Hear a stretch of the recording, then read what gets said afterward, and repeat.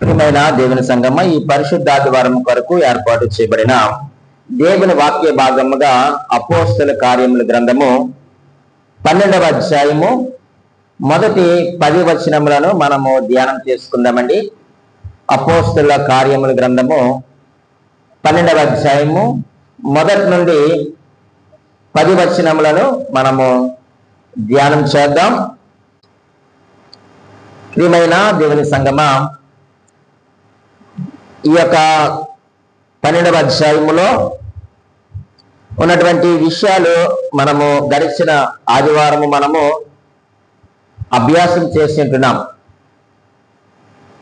ప్రార్థన విజయం కోసం మాట్లాడుకోవలసి వస్తే అపోస్తల కార్యముల గ్రంథము 12వ అధ్యాయమునకు ఒక ప్రత్యేకమైనటువంటి స్థానము కలిగి ఉంది. చాలా ఉన్నాయి పరిశుద్ధ గ్రంథములో ప్రార్థనకు సంబంధించినటువంటి అధ్యాయాలు లేక పత్రికలు, గ్రంథాలు చాలా ఉన్నాయి, పుస్తకాలు చాలా ఉన్నాయి. కానీ వీటన్నిటిలో కూడా ఈ యొక్క 12వ అధ్యాయమునకు ఒక ప్రత్యేకమైన స్థానము కలిగి ఉందని మనము ఆలోచన చేస్తూ వస్తూ ఉన్నాం. అయితే మనము శ్రమలలో సంఘ ప్రార్థన అనే అంశాన్ని మనం ధ్యానం చేస్తూ ఉన్నాం. ఆ సంఘమునకు ఎటువంటి శ్రమలు వచ్చాయి, అననుకూలమైనటువంటి పరిస్థితుల్లో సంఘము ఏ విధముగా ప్రార్థన చేస్తుందో మనము అధ్యయనం చేస్తూ వచ్చాం. ఈ 10 వచనములలో 3 రకాలైనటువంటి శక్తులు పనిచేస్తున్నాయి అని మనం నేర్చుకుంటున్నాం. మొదటి శక్తి ఏమిటయ్యా అంటే అది సాతాను శక్తి పనిచేస్తుందని నేర్చుకున్నాం. ఆ సాతాను శక్తి ఎలా పనిచేస్తుందో కూడా కొన్ని విషయాలు మనము నేర్చుకున్నాం. కాబట్టి ఈ రోజుల్లో సంఘములో కావచ్చు, లేకపోతే కుటుంబంలో కావచ్చు, లేకపోతే వ్యక్తిగత జీవితంలో కావచ్చు, దేవుని యొక్క శక్తి కనబడాలి. ఏం కనబడాలండి? దేవుని శక్తి కనబడాలి. ఇందులో మీ కుటుంబంలో కనబడాలి, మీ వ్యక్తిగత జీవితంలో కనబడాలి, అలాగే సంఘములో కూడా దేవుని యొక్క శక్తి కనబడాలి. దేవుని శక్తి కనబడాలి అని అంటే నీలో ప్రార్థనా శక్తి పెరగాలి. ఏం పెరగాలండి? ప్రార్థనా శక్తి పెరగాలి. నీలో ప్రార్థనా శక్తి పెరగాలి అని అంటే సాతాను శక్తిని వెరగాలి. నీవు సాతాను శక్తిని వెరగకపోతే, సాతాను శక్తిని గుర్తించకపోతే నీలో నాలో ప్రార్థనా శక్తి పెరగదు. ఎందుకనంటే వాడి శక్తి నీకు తెలియదు కాబట్టి, వాడు ఏం చేస్తాడు నీకు తెలియదు కాబట్టి నువ్వేం చేయకుండా ఉంటావు? ప్రార్థన చేయకుండా ఉంటావు. కానీ ఎప్పుడైతే సాతాను శక్తిని మనం ఎరుగుతామో ఖచ్చితంగా మనలో ఏం పెరుగుతుంది? ప్రార్థనా శక్తి పెరుగుతుంది. ఎప్పుడైతే ప్రార్థనా శక్తి పెరిగిందో నీలో కావచ్చు, కుటుంబంలో కావచ్చు, సంఘములో కావచ్చు, ఏమి కనిపిస్తుందయా అని అంటే చెప్పండి, ఏం కనిపిస్తుంది? దేవుని శక్తి కనిపిస్తుంది.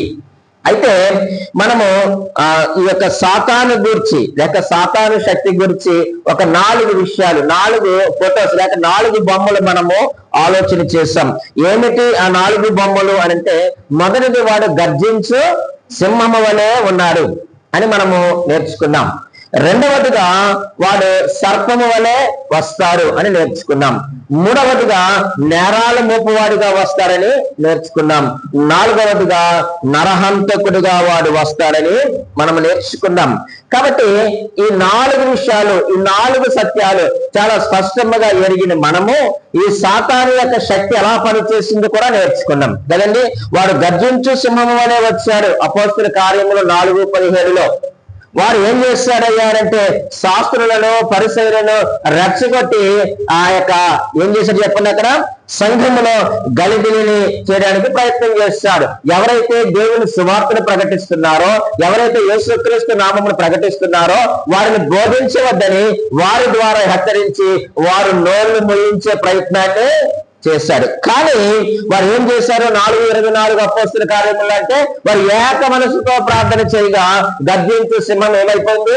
ఓడిపోయింది. రెండవది వాడు ఎలా వచ్చాడు? సర్పము వలె కుయుక్తిగా వచ్చాడు. వచ్చి ఎవరిని, విచిత్రం ఏంటంటేనండి, వారికి కావలసింది సంఘములో ఉన్నవారే కావాలి. ఇది గుర్తుపెట్టుకోండి. వాడు బయట వాడిని ఎవరిని ఉపయోగించడం. వారికి ఎవరు కావాలి? సంఘములో ఉన్నవాడు, సంఘములో యాక్టివ్ గా ఎవరు పనిచేస్తున్నాడో వాడే కావాలి. మరలా ఇది మనం గమనించాలండి. ఎవరు పడితే వాడిని ఎంపిక చేసుకోరండి. ఎవరిని పడితే వాడిని ఎంపిక చేసుకో. ఎవరైతే యాక్టివ్ గా పనిచేస్తున్నాడో సంఘంలో, ఎవరైతే వాక్య పరిచర్యలో ఉన్నారో అటువంటి వాడిని మీరు ఏం చేస్తారు చెప్పండి? ఎంపిక చేసుకున్నారు. సర్పంలా వచ్చారు. ఎవరిని ఎంపిక చేసుకున్నారు? అననీయ సప్ఫీరాలను ఎంపిక చేసుకున్నారు, ఉపయోగించుకున్నారు. ఎవరు నష్టపోయారు? అననీయ సప్ఫీరా నష్టపోయారు. అక్కడ వాళ్ళు ఎలా జయించారంటే ఆత్మ వివేచనాన్ని దేవుడు సంఘానికి ఇవ్వగా ఆత్మ వివేచన చేత సంఘం గెలిచింది. సర్పం ఏమైపోయాడు చెప్పండి? ఓడిపోయాడు. మూడవదిగా నేరాలు మోపువాడు. నేను చెప్పాను, మరలా సంఘంలో ఉన్న వారిని ఎంపిక చేసుకుంటారు. ఎవరైతే యాక్టివ్ గా ఉంటున్నారో, ఎవరు దేవుని పని చేస్తున్నారో వారిని ఎంపిక చేసుకొని ఏమి చేశారయ్యారంటే భోజనాల దగ్గర సమస్యను పెట్టారు. ఏం పెట్టాడండి? మాకు రొట్టె ఇవ్వలేదు, మాకు పాలు ఇవ్వలేదు, మాకు పలానా చేప మొక్క పెట్టలేదు, సంథింగ్ ఏదో ఒకటి వారికి కావాలి. ఎంపిక చేసుకున్నాడు. ఎంపిక చేసుకుంటే మీరు చదవండి, 6వ అధ్యాయం మొదటి నుంచి మీ అందరికీ తెలుసు. అపోస్తల కార్యములు 6వ అధ్యాయంలో అక్కడ విధవరాండ్రలను ఎంపిక చేసుకొని అక్కడ తిండి దగ్గర సమస్యను లేపాడు. అయితే అక్కడ సేవకులు ఏం చేశారంటే మేము దేవుని యొక్క వాక్యం చెప్తాము, ప్రార్థన చేస్తామని వాక్యానికి ప్రార్థనకి వారు అప్పగించుకోగా అక్కడ నేరాలు మోపువాడు ఏమైపోయాడు చెప్పండి? ఓడిపోయాడు. సంఘము గెలిచింది. ఇప్పుడు చివరిగా వాడు ఎలా వచ్చాడని నేర్చుకున్నాం? నరహత్య చేయువాడుగా వచ్చాడని మనం నేర్చుకున్నాం. ఇప్పుడు 8వ అధ్యాయంలో అందరినీ కూడా చంపడం ప్రారంభించాడు. ఈ 12వ అధ్యాయంలో ఒక నరహత్య జరిగింది. యాకోబుని చంపేశారు, పేతురును కూడా చంపే ప్రయత్నం చేశారు. అయితే ఆ నరహత్య చేయువాడిని ఎలా ఎదుర్కొన్నారు అనంటే సంఘము అత్యాశక్తితో ప్రార్థన చేయగా. ఎవరు ఓడిపోయాడు? నరహత్య చేయవాడు. ప్రియమైన దేవుని సంఘం, ఒకరు గుర్తించండి, వాడు ఎంత కొట్టినా చావని పామాడు. నీవెంత కొట్టు, ఎంత తిట్టు, ఎంత దండించు, ఎంత హెచ్చరించు, వాడు చావని పాము. మరలా మరలా మరలా వచ్చే ప్రయత్నం వాడు చేస్తూనే ఉంటాడు. ఇప్పటికీ కూడా చేస్తూనే ఉన్నాడు. అందుకే ఇందాక 74వ కీర్తనలో కూడా ఒక మంచి మాట చదివించారు సహోదరులు. చూడండి, చదువుతా ఉన్నాను. 3వ వచనంలో ఇలా రాయబడి ఉంది, శత్రువులు పరిశుద్ధ స్థలములోనున్న సమస్తమును పాడు చేసి ఉన్నారు. మరలా 8వ వచనంలో దేవుని మందిరములను గట్టిగా అనగద్రొక్కుదామనుకొని. ఎవరు దేవుని మందిరం? ఎవరు పరిశుద్ధ స్థలం? మాట్లాడండి. అంతే కదా, నేను ఒక పరిశుద్ధ స్థలం, నేను ఒక దేవుని మందిరాన్ని, మీరు కూడా అంతే. ఇప్పుడు అపవాది ఏం చేయదలుచుకున్నారు? ఇప్పుడు పరిశుద్ధ స్థలాన్ని పాడు చేయాలనుకుంటున్నారు. అందుకు మరలా నిర్ణయం చేసుకుంటున్నారు. కాబట్టి మనం వారికి దొరకొద్దు. దొరికేమా మనమే దెబ్బైపోతాం. ఈ వారం ఒకడు దొరికాడు, వచ్చే వారం ఇంకొకటి దొరుకుతాడు, మరలా వారము అంటే ప్రతి ఆదివారము లేక ప్రతి కార్యక్రమాన్ని ఏదో విధముగా ఆటంకపరచడానికి అపవాది ఎంపిక చేసుకుంటారు. కాబట్టి వాడి విషయంలో మనం జాగ్రత్తగా ఉందాం. రెండవ శక్తిని మనం నేర్చుకుందాం. మీకు అర్థం కావడానికే ఇంత వివరణ ఇచ్చాను. రెండవదిగా ప్రార్థనా శక్తి. రెండోది ఏం చెప్పండి? ప్రార్థనా శక్తి.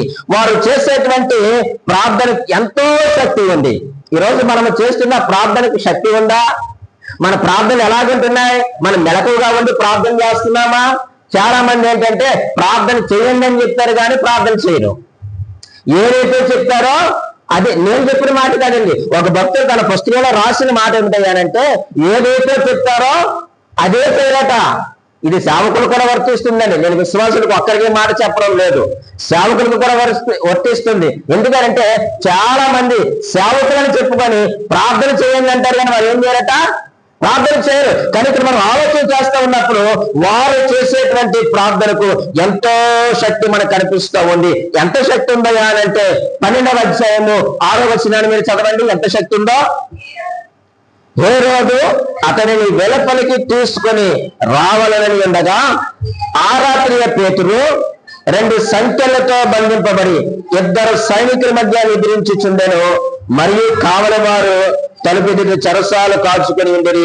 7వ వచనం, ఇదిగో ప్రభువు దూత అతని దగ్గర నిలిచెను. వారు ప్రార్థన పెట్టినటువంటి శక్తి ఏంటో చెప్పమంటారా? పరలోకమైనటువంటి దేవుని దూత ఎక్కడికి వచ్చాడు చెప్పండి? భూమి మీదకి వచ్చాడు. భూమి మీదకి రావడమే కాదు కానీ ఎవరైతే బంధించబడి ఉన్నారో, ఎవరైతే నరహత్య చేయబడడానికి సిద్ధపడి ఉన్నారో వారి దగ్గర నిలిచి ఉన్నాడు. ఈ రోజు మనం ప్రార్థన చేస్తా ఉన్నప్పుడు దేవుని యొక్క ప్రత్యక్షత కొరకు ఎప్పుడైనా ప్రార్థన చేసావా? జకర్యా ప్రార్థన చేసినప్పుడు, యాజకత్వం చేస్తా ఉన్నప్పుడు దేవుని యొక్క ప్రత్యక్షత మనకు కనిపిస్తా ఉంది. కొర్నేలి ప్రార్థన చేస్తున్నాడు. సమయం ఎంతండి? కొర్నేలి ప్రార్థన సమయం అప్పుడు ఇంచుమించు పగలు 3 గంటల వేళ కొర్నేలి ప్రార్థన చేస్తుండగా దేవుని దూత వచ్చి కొర్నేలి దగ్గర నిలబడగా భయపడినట్లుగా మనం చూస్తూ ఉంటాం. ఈ రోజు నువ్వు ప్రార్థన చేస్తే కనీసం దేవుని యొక్క ప్రత్యక్షత కానీ, దేవుని యొక్క స్వరమ కానీ, దేవుని యొక్క గాలి కానీ మనం ఎప్పుడైనా కాకుండా మన ప్రార్థనలో ఇన్ని సంవత్సరాలు ప్రార్థనా జీవితంలో ప్రభువా నాకు ప్రార్థనా శక్తి అయితే ప్రభువా యొక్క ప్రత్యక్షత నాకు అనుగ్రహించాలి ఎప్పుడైనా ప్రార్థన చేశావా? దానియేలు ప్రార్థన చేయగా సింహముల నోళ్ళు మూయించాడు దేవుడు కదండి. షడ్రక్ మేషక్ అబేద్నెగో వారిని అగ్నిగుండములుగా వారు ప్రార్థన చేశారు. 4వ వారు అందులో తిరిగినారు. ప్రియమైన దేవుని సంగమా, ఈ రోజు నిన్ను రక్షించడానికి ఎవరు నీ దగ్గర ఉన్నారు? నువ్వంత ప్రార్థనా శక్తిని కలిగి ఉన్నావా? వారి యొక్క ప్రార్థనలో శక్తి ఉండడమే కాదండి, వారు గురి కలిగి ప్రార్థన చేస్తున్నారు. ఏం కలిగి ప్రార్థన చేస్తున్నారు? గురి కలిగి ప్రార్థన చేయాలి. ఈ రోజు ప్రార్థన చేస్తున్న సేవకుడైనా విశ్వాసైనా ఎవరైనా కావచ్చు దాకా మీరు గురి కలిగి మీరు ప్రార్థన చేయండి. వారు చేశారు అదే. చూడండి వారు ఎలాగా గురి పెట్టి మరి గురి పెట్టండి, నిద్రపై గురి పెట్టి కాదండి, గురి పెట్టి వారు ప్రార్థన చేశారు. దీన్ని ఫోకస్డ్ ప్రేయర్ అంటారు. 5వ వచనం చదవండి. పేతురు చెరసాలలో ఉంచబడెను. సరే, ఇంత గట్టిగా మీరు చదివారు కదా, ఇందులో గురి ఏమని చెప్పండి. కాదు, మళ్ళీ చదవాలి మీరు.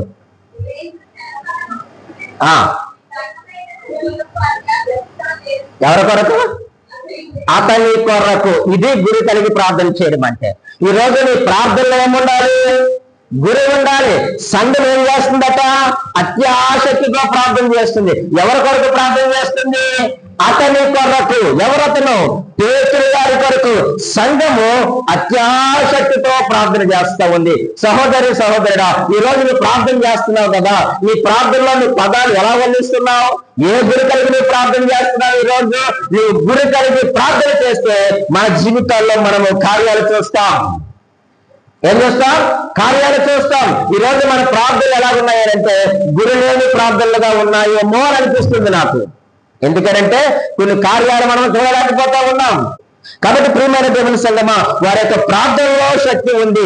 ఎంత శక్తి ఉందయా అంటే మొదటిది పరలోకము నుంచి దేవుని దూత చెరసాలలోనికి వచ్చేంత శక్తి కలిగిన ప్రార్థన. రెండవదిగా వారు గురి పెట్టి ప్రార్థన చేస్తూ ఉన్నారు. అతని కొరకు ప్రార్థన చేస్తున్నారు. సహోదరి సహోదరుడా, ఈ రోజు నీ కుటుంబంలో ఏదైనా కావచ్చు, నీ జీవితంలో ఏదైనా కావచ్చు, అది సమస్య అయినా లేకపోతే ఏదైనా కావచ్చు, దానిని గురి పెట్టుకొని ప్రార్థన చే, ఖచ్చితంగా ప్రార్థనకు జవాబులు నీవు చూస్తావు. రెండవదిగా మనం ఆలోచన చేస్తే వారు సిన్సియర్ గా ప్రేయర్ చేస్తూ ఉన్నారు. అంటే మనస్ఫూర్తిగా ప్రార్థన చేస్తున్నారు.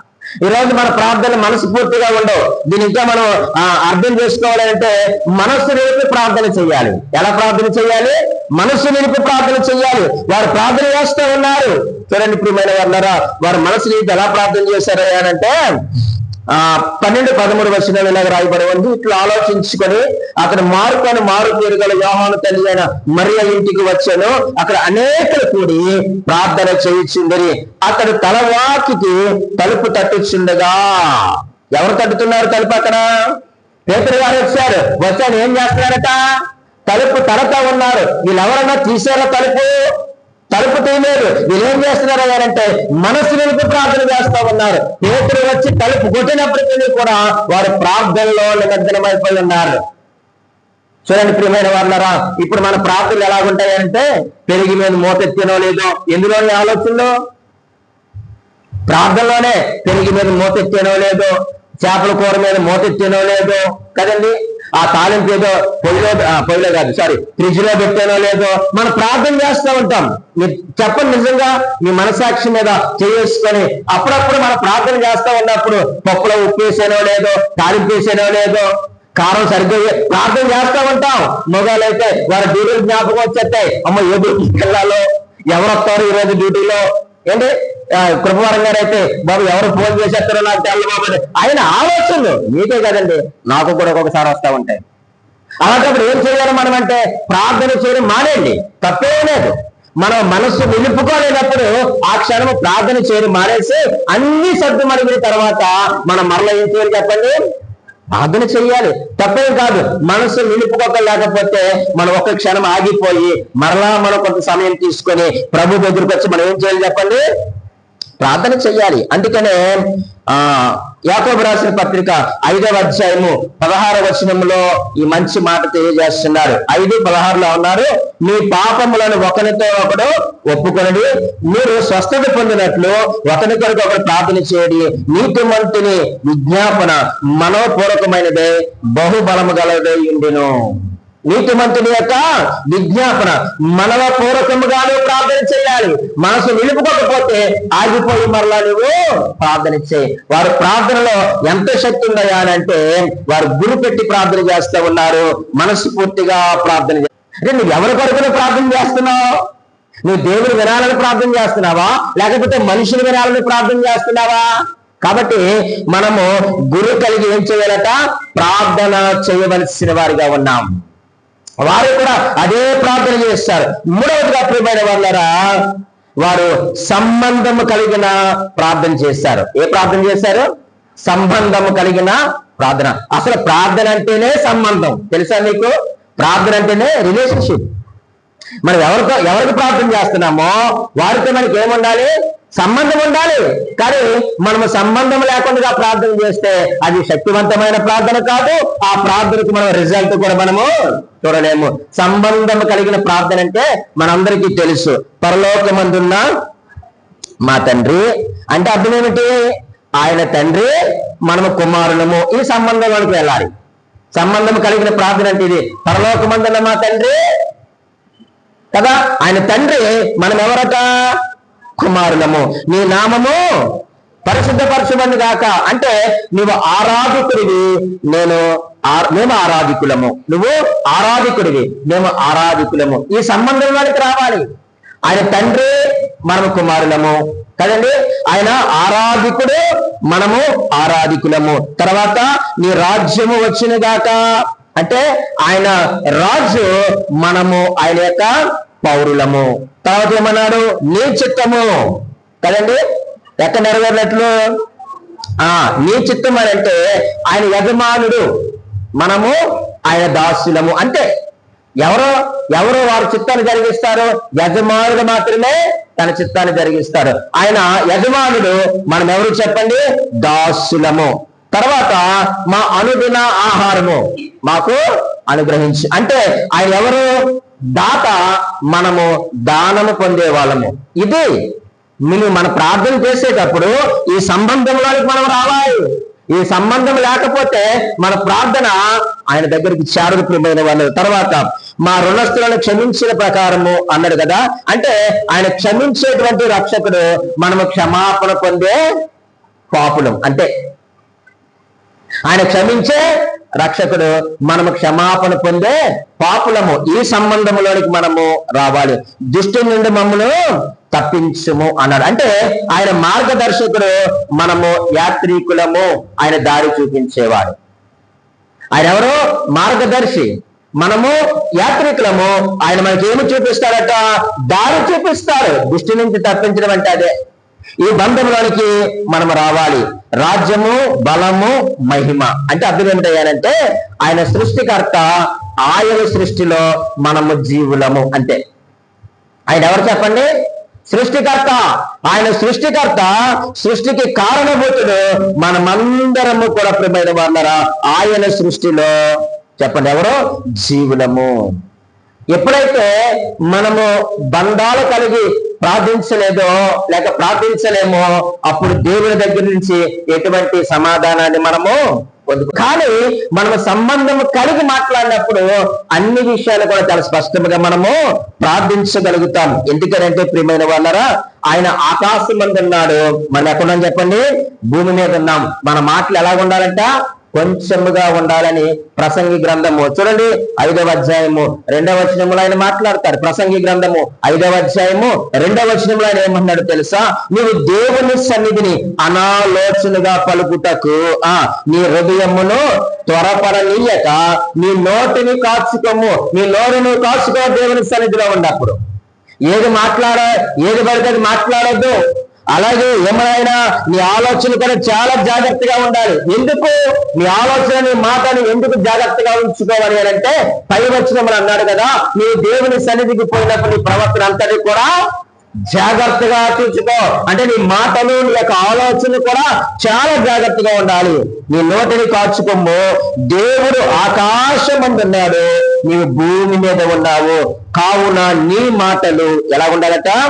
కొద్దిగా ఉండాలి. ప్రియమైన దేవుని సంగమా, బంధాలకు విలువ ఇవ్వకపోతే మన ప్రార్థనలు ఏముండదు చెప్పండి? శక్తి ఉండదు. బంధాలకు విలువ ఇవ్వకపోతే మన యొక్క ప్రార్థనలో శక్తి ఉండదు. మన ప్రార్థనలో శక్తి లేకపోతే దేవుని చేతులు కదిలించలేము, దేవుని యొక్క సింహాసనాలు కూడా కదిలించలేము, దేవుని కార్యాలు కూడా జరిగించలేవు. ఏమి?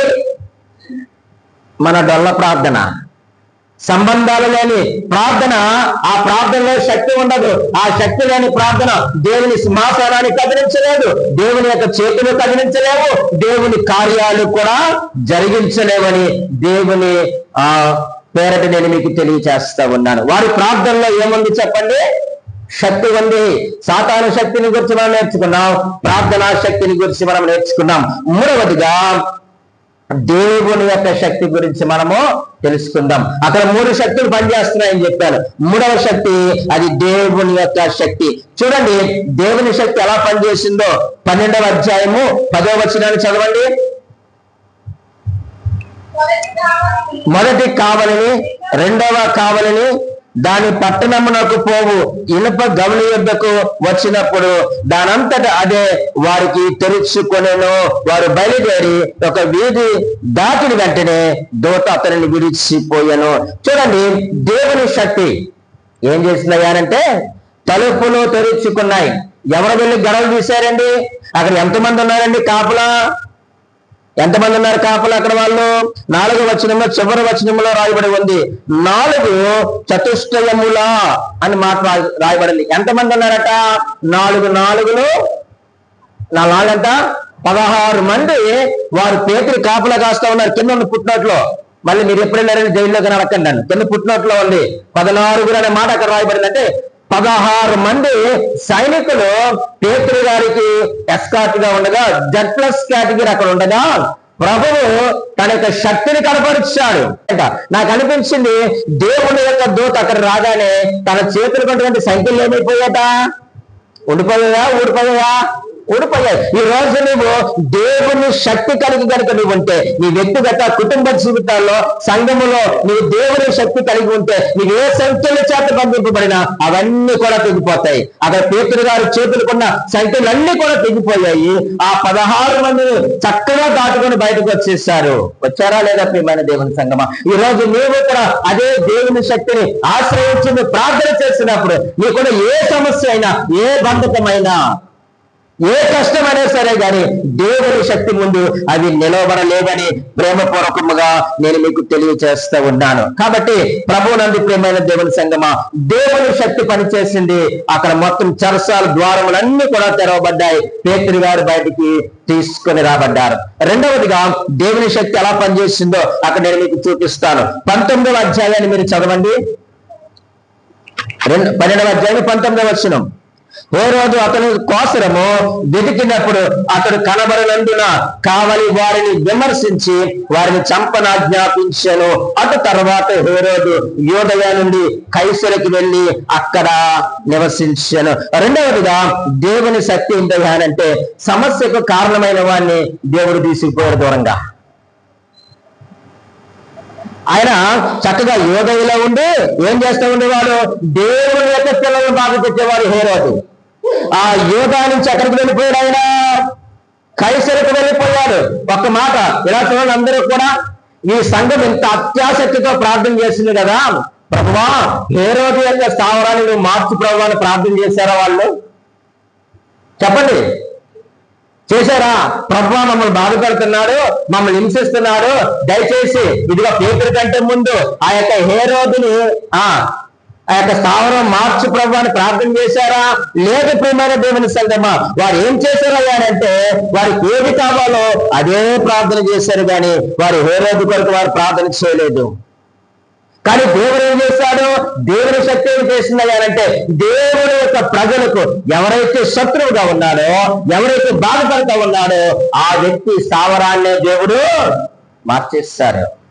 ఈ రోజు నిన్ను బాధ పెట్టే అపవాదిని, నిన్ను బాధ పెట్టే శత్రువును దేవుని దగ్గర ఉంచాడు. నువ్వు ప్రార్థన చేయి, సంబంధం కలిగి ప్రార్థన చేసినప్పుడు దేవుని శక్తి నీ కుటుంబంలో పనిచేస్తుంది, దేవుని శక్తి నీ వ్యక్తిగత జీవితంలో పనిచేస్తుంది. ఆ ప్రార్థన దేవుని యొక్క సింహాసనాన్ని కదిలిస్తుంది, దేవుని యొక్క హస్తాన్ని కదిలించి దేవుని యొక్క హస్తము బలమైన కార్యములో నీ జీవితంలో దేవుడు జరిగిస్తారు. ఎప్పుడైనా నువ్వు ఆలోచించావా? నువ్వు అందుకే నువ్వు మనస్సు అయితే ప్రార్థన చేయి, గురు కలిగి నువ్వు ప్రార్థన చేయి, సంబంధం కలిగి నువ్వు ప్రార్థన చేయి. నీ చదువులోనైనా, నీ వివాహ జీవితంలోనైనా, నీ దాంపత్య జీవితంలోనైనా, నీ కుటుంబ జీవితంలోనైనా, నీ సమస్యల మధ్య అయినా సరే, కానీ నువ్వు మనస్సు నిలిపి గొలిగా ప్రార్థన చేస్తే ఖచ్చితంగా దేవుని శక్తి నీ కుటుంబంలో పనిచేస్తుంది.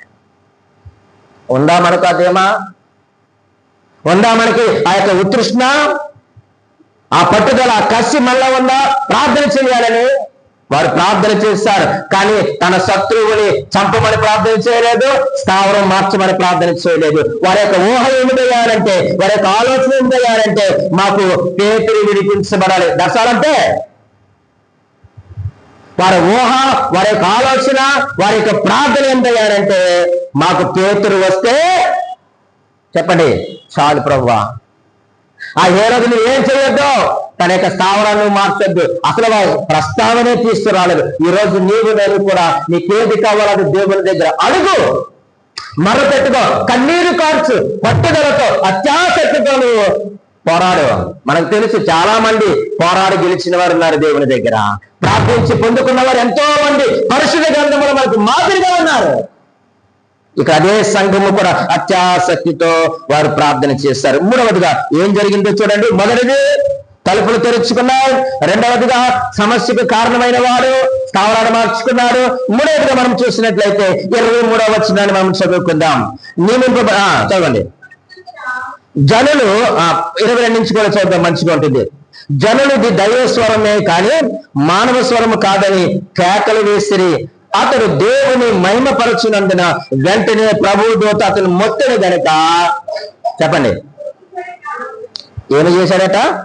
పురుగులు పడి ప్రాణము విడిచాను. అరే వీళ్ళు చచ్చిపోవాలని కూడా ప్రార్థన చేయలేదే. ఇక్కడ మనం ఒకటి ఆలోచన చేసుకోవాలి. ఎప్పుడైనా సరే, నేనైనా మీరైనా ఎవరైనా కానీ, ప్రియమైన దేవుని సంగమా, దేవునికి చెందవలసిన గౌరవాన్ని ఎప్పుడైతే మనము స్వీకరించడానికి ప్రయత్నం చేస్తామో అప్పుడు నష్టపోయేది మనమే. ఆ హక్కు మనుషునికి ఎవ్వరికీ కూడా లేదు. దేవునికి రావాల్సిన మహిమ, దేవునికి రావాల్సిన ఘనత, దేవునికి రావాల్సిన ప్రభావము ఆయనతో రావాలి. ఆయన కాకుండా నేను ఆపాదించుకుంటే, నాకు రావాలని చూస్తే హేరోదు అదే చేశారు. ఇది దేవుని స్వరమే, దైవ స్వరమే అన్నప్పుడు ఆయన ఏం చేయాలి చెప్పండి? ఏం చేయాలి? దేవుని స్తుతించాలి. ఎస్, ఇది దేవుని స్వరం, దేవుడు మాతో మాట్లాడాడని ఎంచక ఆయన ఏం చేశాడట? దేవుని మహిమపరచునందున. ఈరోజు నువ్వు దేవుని మహిమపరచడం నేర్చుకో. దేవునికి ఇచ్చిన ఏదైనా సరే, నువ్వు పాటలు పాడే యోగ్యత, వాయిద్యములు వాయించే యోగ్యత, వాక్యం ప్రకటించే యోగ్యత, లేకపోతే పరిచర్య చేసే యోగ్యత, తెలిసే యోగ్యత, దేవుని మందిరములో నీకు ఏ పని అప్పగించినా అది దేవుణ్ణి మహిమపరిచే విధంగా నువ్వు చేయాలి. కానీ ఇది నాది, నేను, నా ఇష్టము అని అనుకున్నామా హేరోదుకి పట్టిన గతే. చెప్పండి, మనము దేవునికి లోబడాలి. లోబడ్డమంటే ఎలా లోబడాలి?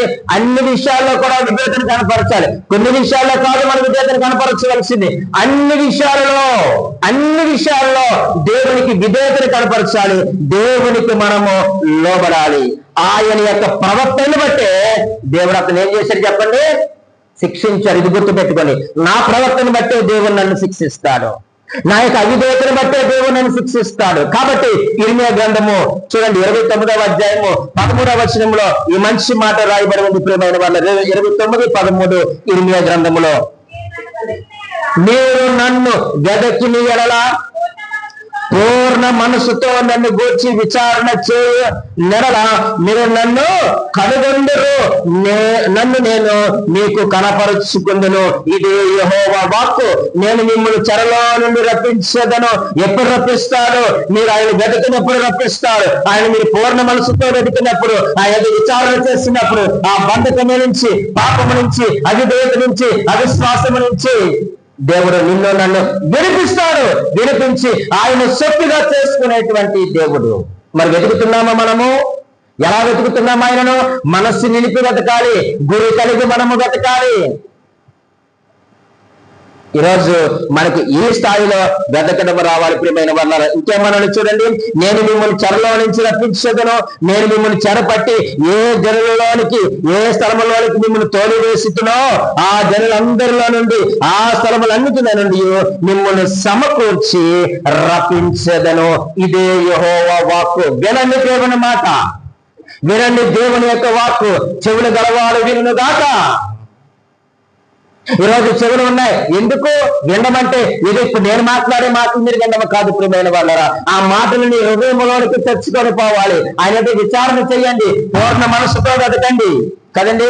పూర్ణ మనసుతో మనం ఆయనను వెతకాలి, ఆయన గురించి విచారణ చేయండి. మీరు ప్రార్థించినప్పుడు ప్రియమైన దేవుని సంగమా, ఖచ్చితంగా దేవుని యొక్క కార్యాలు మనము చూస్తామని దేవుని వాక్యమే హెచ్చరిస్తా ఉంది. ఈ నా మాటలు కాదు, దేవుడే మాట్లాడుతున్నారు ఈరోజు మీతో. మరి గురి కలిగి ప్రార్థన చేస్తున్నామా? మనస్ఫూర్తిగా ప్రార్థన చేస్తున్నామా? సంబంధం కలిగి మనం ప్రార్థన చేస్తున్నామా? ఒకవేళ సంబంధం లేని ప్రార్థన చేస్తే ఆ ప్రార్థన వల్ల ఏ కార్యాలు కూడా మనం చూడము. కాబట్టి అయ్యా, నా యొక్క వ్యక్తిగత జీవితంలో, నా సంఘములో, నా కుటుంబంలో నేను దేవుని యొక్క శక్తి కార్యాలు నేను చూడాలి అని అంటే ప్రార్థనా శక్తి పెరగాలి. ఒక మాట చెప్పమంటారా? ప్రార్థన నేర్చుకోవడం అనేటువంటిది ఒక రోజు వచ్చేది కాదు. ఇది జీవితకాల ప్రయాసం. ఇది గుర్తుపెట్టుకోండి. ఈరోజు నేను చేసిన ప్రార్థనే కాదు, మీరు చేసిన ప్రార్థనే కాదు. ఏదో మనం చేసిన ప్రార్థన బట్టి అబ్బో నేను ఆటగాన్ని, పాటగాన్ని, వేటగాన్ని, ప్రార్థనా పరుల్ని, నేను వాక్యం దంచేస్తానంటే ఇది కాదే కాదు. దేవుని దగ్గర మనం నిరంతర విద్యార్థులము. ప్రార్థన అనేటువంటిది అది జీవితకాల ప్రయాసం. అది జీవితకాల ప్రయాసం. నువ్వు ఎంత ప్రార్థన చేస్తే నువ్వు ఒక మాట జ్ఞాపకం చేస్తానండి. ప్రార్థన వినది పావనుడ అనే పాట ఉంది కదండి. ఆ పాట రాసిన ఆయన ఒకసారి మీకు చెప్పాను నేను. ఆయన యొక్క ఆధ్యాత్మిక జీవితంలో 25 సంవత్సరాల తర్వాత రాశాడంటండి. దేవుళ్ళలోకి వచ్చిన తర్వాత ఎన్ని సంవత్సరాలకు రాశాడు చెప్పండి? 25 సంవత్సరాలకి ఆయన ఆ పాట రాశాడట. మరి 25 సంవత్సరాలు ఆయన చేసింది అంటే ప్రార్థన కాదా? ఆయన చక్కగా సేవలో వాడబడ్డాడు కదా, దేవుని సువార్త ప్రకటించాడు కదా.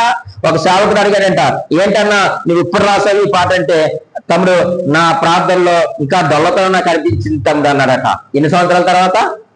25 సంవత్సరాల తర్వాత భక్తుడు, నా ప్రార్థనలో ఇంకా నాకు దొల్లతనం కనబడింది తమ్ముడు, అందుకే ప్రార్థన వినడి పావనుడా, ప్రార్థన మాకు 25 సంవత్సరాలు. ఈరోజు మన ప్రార్థన వయసు ఎంత చెప్పండి? మన ప్రార్థన వయసు ఎంత? నేను ఆ మాటలు విన్నప్పుడు నిజంగా ప్రియమైన వాళ్ళరా, నిజంగా నాకు చాలా భయం వేసింది. అరే నేను చేసే ఈ చిన్న ప్రార్థనకి నాకు అన్నీ వచ్చనుకుంటే ఎలాగా? కాదు, ఇది జీవితకాల ప్రయాసం నాకు అర్థమైంది. ప్రియమైన దేవుని సంగమా, ఒక మాట చెప్పి నేను ముగిస్తాను. ఈరోజు నువ్వు భూమి మీద ప్రార్థన చేసి, ఎటువంటి ప్రార్థన? గురి కలిగిన ప్రార్థన, తర్వాత సంబంధం కలిగిన ప్రార్థన, మనస్ఫూర్తిగా ప్రార్థన. నువ్వు ఈ ప్రార్థన చేసిన తర్వాత ఏదో రోజు మనందరం కూడా చనిపోతాం. చనిపోయిన తర్వాత మనం పరలోక రాజ్యంలోనికి వెళ్ళిన తర్వాత హల్లెలూయా హల్లెలూయా హల్లెలూయా అని మనము దేవుని గణపరుచుకుంటూ ఆయన సింహాసనం దగ్గరికి వెళుతూ ఉంటారట. ఇటు అటు ఉన్నటువంటి దేవుని దూతలు అంటారట, ఈ స్వరము ప్రతిరోజు పరలోకానికి వచ్చే స్వరమే కదా అని మాట్లాడుకుంటారట. ఏమని మాట్లాడుకుంటారు? ఈ స్వరము, ఈ హల్లెలూయా అని పలికినాడు కదా ఈ వ్యక్తి, ఈ స్వరము ప్రతిరోజు పరలోకానికి వచ్చేది కదా అని దేవుని దూతలో మాట్లాడుకుంటారట. అలాగుందా ఈరోజు మన ప్రార్థన? ఎలాగుందో ఒకసారి ఆలోచన చేద్దాం. కాబట్టి ప్రార్థనా శక్తి దేవుని శక్తి. నువ్వు దేవుని శక్తిని చూడాలి అంటే ప్రార్థనా శక్తి పెరగాలి. ప్రార్థనా శక్తి పెరగాలంటే సాతాను శక్తి నువ్వు పెరగాలి. దేవుడి మాటలు దీవించి ఆశీర్వదించును గాక.